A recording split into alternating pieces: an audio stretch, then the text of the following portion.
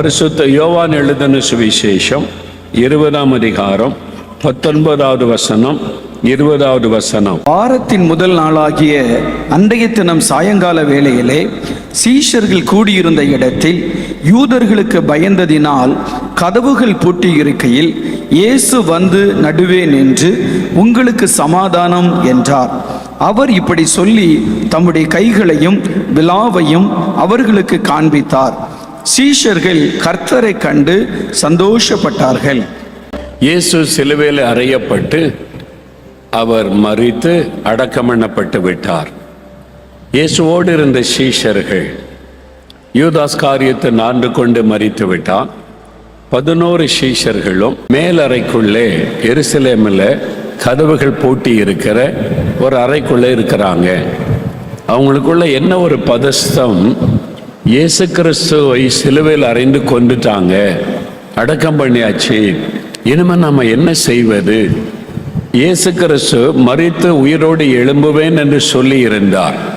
இவங்க அதெல்லாம் கவனிக்கவே இல்லை. இயேசு சொன்ன வார்த்தையை நினைவில் கொள்ளவே இல்லை. அதனால இயேசுவை நம்ம நம்பி இருந்தோம், அவர் கூட இருப்பார்னு நினைச்சோம். இப்போ அவர் சிலுவையில் மரித்து அடக்கம் பண்ணப்பட்டு விட்டார், இனி என்ன செய்வது என்கிற ஒரு கேள்வி அவளுக்குள்ள. இனி நமக்கு என்ன நடக்கும் என்கிற ஒரு பயம் அவருடைய உள்ளத்தில். வேதம் சொல்லுகிறது, யூதர்களுக்கு பயந்ததினால் அவங்க அறை வீட்டுக்குள்ளே முடங்கி இருந்தாங்க. வெளியிலே போவதற்கு பயம். இந்த மத தீவிரவாத அமைப்பினர், யூத மத தலைவர்கள் நம்மையும் பார்த்து நம்மையும் கொண்டு விடுவார்களோ என்கிற பயம். அவங்க பயந்து அறை வீட்டுக்குள்ளே இருக்கிறாங்க. அந்த பயத்தில் இருக்கிற சமயத்தில் தான் அந்த அறைக்குள்ளே இயேசு வந்து நிற்கிறார். உயிர்த்தெழுந்த இயேசு வந்து நின்று, உங்களுக்கு சமாதானம் என்று சொல்லுகிறார். என்ன பயம் அவளுக்குள்ள காணப்பட்டது? வேதவசனம் சொல்லுகிறது, யூதர்களுக்கு பயந்ததினால் அவங்க அறை வீட்டுக்குள்ளே முடங்கி கிடக்கிறாங்க. மனிதர்களை குறித்த பயம், மனுஷருக்கு பயப்படுகிற பயம் கண்ணியை வருவிக்கும் என்று வேதம் சொல்லுகிறது. சிலருக்கு எப்பவும் மனிதரை பார்த்தாலே பயம். உங்களை பயப்படுத்துகிற மனிதர்கள் உங்க வீட்டுக்குள்ள கூட இருப்பாங்க. உங்க மாமியாரா இருக்கலாம், உங்களுடைய மருமகளா இருக்கலாம், அல்லது கணவரே மனைவியை மிரட்டி மிரட்டி பயமுறுத்தி அடிமை மாதிரி வச்சிருக்கிற சில கணவன்மார் இருக்கிறாங்க. சில மனைவிமார் புருஷனை பயமுறுத்தி அடக்கி வச்சு அவங்க அதிகாரம் செலுத்துகிற மனைவிமார் இருக்கிறாங்க. அவருக்கு மனைவியை கண்டா பயம், இவங்களுக்கு புருஷனை கண்டா பயம், சிலருக்கு பெற்றோரை கண்டா பயம். மனிதரை குறித்த ஒரு பயம், அச்சம், ஒரு மரியாதை இருக்கலாமே தவிர பயம், நடுங்குவாங்க அப்படியே. அது மனுஷரை குறித்த பயம். வேலை செய்கிற இடத்துல நமக்கு மேல் அதிகாரியாக இருக்கிறவர்கள் பயமுறுத்துவாங்க, அதிகாரம் செலுத்துவாங்க, வேலை விட்டு தூக்கிடுவேன்னு மிரட்டுவாங்க. அவங்களை குறித்த ஒரு பயம். அப்போ அந்த வேலைக்கு போவதற்கே ஒரு பயம். சிலருக்கு வேலைக்கு போகணுன்னாலே ஒரு பயம். அப்படி சிலர் சொல்லுவாங்க, ஐயா எனக்காக ஜெபம் பண்ணுங்க. என்ன விஷயம்? வேலைக்கு போகிறதுக்கே பயமாக இருக்குது. ஏன் வேலைக்கு போகிறதுக்கு பயப்படணும்? எனக்கு ஒரு சூப்பர்வைசர் இருக்கிறார், மேல் அதிகாரி, என்னை கண்டாலே பிடிக்கல, என்னை குற்றம் சொல்லிக்கிட்டே இருப்பார், திட்டிக்கிட்டே இருப்பார். என்னை பார்த்துட்டாலே அவருடைய முகம் மாறிடும், அவரை பார்த்தாலே எனக்கு பயம். அதனால வேலையை விட்டுடலாமான்னு தோணுகிறது. அந்த மனிதரை குறித்த ஒரு பயம், மேல் அதிகாரிகளை குறித்த ஒரு பயம். ஒரு சமயம் ஒரு கணவன் மனைவி அவங்க ஜெபிக்கிறதுக்காக நம்ம ஆபீஸ்க்கு அலுவலகம் வந்திருந்தாங்க. எங்கெங்கேயோ தூர இடத்துலேருந்து வந்திருக்கிறாங்க. இந்த மாதிரி ஒரு குடும்பத்தார் வந்திருக்கிறாங்கன்னு சொன்ன உடனே, சரி வரட்ட நான் ஜெபிக்கிறேன்னு சொல்லி அழைத்து பேசினேன். அவங்க சொன்னாங்க, நாங்கள் ஊரை விட்டு கிளம்பி 3-4 வாரம் ஆகிறது, ஊராக சுற்றி கொண்டே இருக்கிறோம். நாங்கள் எதுக்கு நீங்கள் ஊராக சுற்றணும்? உங்களுக்கு வீடு இருக்குதுல்ல, வீடு இருக்குது, கடை இருக்குது, கடை ஒன்று இருக்குது, பிறகு எதுக்கு ஊராக சுற்றுறீங்க? அவங்க சொன்னாங்க, நாங்கள் கடன் கொஞ்சம் வாங்கிட்டோம், கடனை திருப்பி செலுத்த முடியலை, அதனால கடன்காரங்க எங்களுடைய கடையை எடுத்துக்கொள்வன்னு பயமுறுத்தி கடையில் வியாபாரமே செய்ய விட மாட்டாங்க. தினமும் வாசலில் நின்று திட்டி கொண்டே இருப்பாங்க. அதனால வியாபாரம் செய்ய முடியாமல் கடையை மூடிட்டோம். அதனால வீட்டிலையும் இருக்க முடியல, வீட்டு வாசல்ல வந்து திட்டுவாங்க, யாரை கண்டாலும் பயம், யாராவது வீட்டுக்கு வந்துட்டா பயம், கடன்காரங்க தான் வந்துட்டாங்களோ அப்படின்ற பயம். பயந்து பயந்து நம்ம இனி இந்த ஊர்ல வாழ முடியாது அப்படின்னு சொல்லி என்ன பண்றதுன்னு தெரியாம பயத்தினாலேயே ஊரை விட்டு நாங்க ஒவ்வொரு ஊரா சுத்தி கொண்டே இருக்கிறோம். ஐயா, என்ன பண்றதுன்னே தெரியல, இங்க ஜெபம் பண்றாங்கன்னு கேள்விப்பட்டு இங்க நாங்க வந்திருக்கிறோம்னு சொன்னாங்க. பாருங்க, பயம். அவங்க வீட்டில் குடியிருக்க முடியல, வியாபார ஸ்தலத்தில் வியாபாரம் செய்ய முடியல, ஊரை விட்டு அலைந்து கொண்டே இருக்கிறாங்க. பயம் அவங்களை துரத்தி கொண்டே இருக்கிறது. மனுஷரை குறித்த ஒரு பயம். இன்னைக்கு உங்க வாழ்க்கையில கூட யாரோ ஒரு மனிதரை குறித்த பயம் உங்களுடைய உள்ளத்தை பாதிக்குது. இவங்களை பார்த்தாலே பயமா இருக்குது, இவங்க வந்துட்டாலே பயமா இருக்குது, இவங்க பேச ஆரம்பிச்சாலே பயமா இருக்குது. ஒரு பயம், மனிதரை குறித்த ஒரு பயம். அவங்களால நமக்கு ஒரு பாதிப்பு வந்துருமோ, நம்மளை வேதனைப்படுத்திடுவாங்களோ, அவமானப்படுத்திடுவாங்களோ என்கிறதான ஒரு பயம். அப்படி ஒரு பயத்தோடு இந்த இடத்தில் பலர் இருக்கிறீங்க. ஆண்டவர் இந்த மனுஷ பயத்திலிருந்து உங்களுக்கு விடுதலை கொடுக்க விரும்புகிறார். மனிதர்கள் உண்டாக்குகிற பயம். வேத புஸ்தகத்திலே கூட யோசபாத் என்கிற ஒரு ராஜா, பாருங்க, 2 நாளாகமம் 20ஆம் அதிகாரத்தில் வாசிக்கும் போது யோசபாத் என்ற ராஜா, யூதாவின் ராஜா, அவன் பாட்டுக்கு தன்னுடைய ராஜ்யத்தை ஆளுகை செய்கிறான், தன்னுடைய மக்களை ஆளுகை செய்து சந்தோஷமாயிருக்கிறான். அப்பொழுது திடீரென்று 3 ராஜ்யத்தின் ராஜாக்கள், மோவாபு புத்திரர், அம்மோன் புத்திரர், சேயீர் மலை தேசத்தார், பக்கத்து நாடுகள், மோவாபு தேசம், அம்மோன் தேசம், சேயீர் மலை தேசம், இந்த 3 ராஜாக்கள் ஒன்று சேர்ந்து யூதாவின் ராஜாவாகிய யோசபாத்தை விரோதமாக யுத்தம் பண்ண வர்றாங்க. இவர் பாட்டில் தன்னுடைய வேலையை பார்த்து கொண்டு இருக்கிறார். இவங்க 3 பேர் ஒன்று சேர்ந்து யோசபாத்துக்கு விரோதமாய் வருகிறார்கள். யோசபாத்துக்குள்ள ஒரு எண்ணம், எதுக்கு என்கிட்ட சண்டைக்கு வர்றாங்க?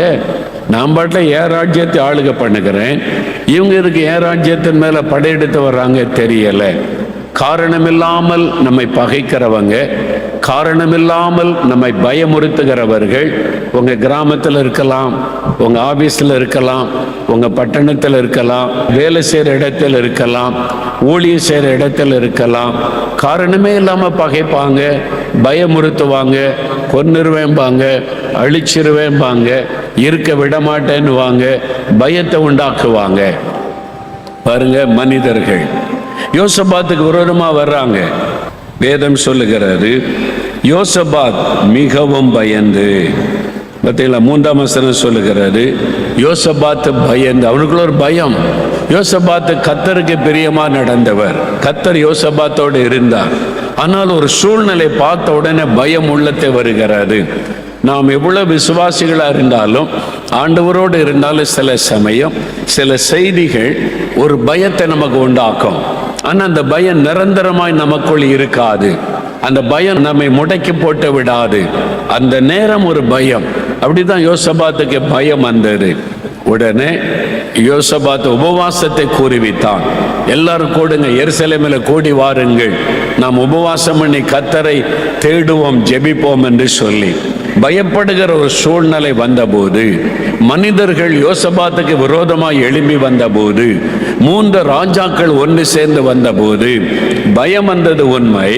அவர் எல்லாரையும் கூப்பிட்டு எருசலேமில் உபவாசம் பண்ணி ஜெபிக்கிறாங்க, கர்த்தரை நோக்கி கூப்பிடுகிறாங்க. அப்ப என்ன நடக்குது?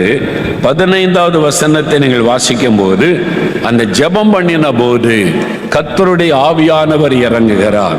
அங்க இருக்கிற ஒரு தீர்க்க தரிசனம் சொல்லுகிற மனிதன் மேல இறங்கி ஆண்டவர் சொல்லுகிறார், ஏராளமான கூட்டத்திற்கு பயப்படாமலும் கலங்காமலும் இருங்கள். ஆண்டவர் சொல்றார், என் பிள்ளைகளை பயப்படாமலும் கலங்காமலும் இருங்கள். உங்களுக்கு விரோதமாக எழும்பி வருகிற கூட்டம் பெரிய கூட்டம்தான். அவங்கள பார்த்தாலே நீங்க ஜெயிக்க முடியாத என்ற பயம் உங்களுக்குள்ளே காணப்படலாம். ஆனாலும் நீங்கள் பயப்படாமலும் கலங்காமலும் இருங்கள். எப்படி பயப்படாம இருக்க முடியும் ஆண்டவரே? 3 ராஜாக்கள் சேர்ந்து கொண்டு வருகிறார்கள். அவங்களோட யுத்தம் பண்ணி ஜெயிக்க நமக்கு பலன் இல்லை. அவங்க 3 ராஜாக்கள், 3 ராணுவம் ஒன்று சேர்ந்து வருகிறது. 3 பேர் ஒன்று சேர்ந்து வந்தா எப்படி அவங்களை ஜெயிக்க முடியும்? சூழ்நிலை பார்த்தால் ஜெயிப்பதற்கு வாய்ப்பு இல்லை. அவங்க உள்ள நுழைஞ்சா தேசத்தை நாசம் பண்ணி விடுவார்கள். என்ன செய்வது? ஆண்டவர் சொல்லுகிறார், உங்கள் இருதய கலங்காமலும் பயப்படாமலும் இருப்பதாக. ஏனென்றால் நான் தான் யுத்தம் பண்ண போகிறேன். இந்த யுத்தம் உங்களுடையது அல்ல, தேவனுடையது. அல்லேலூயா.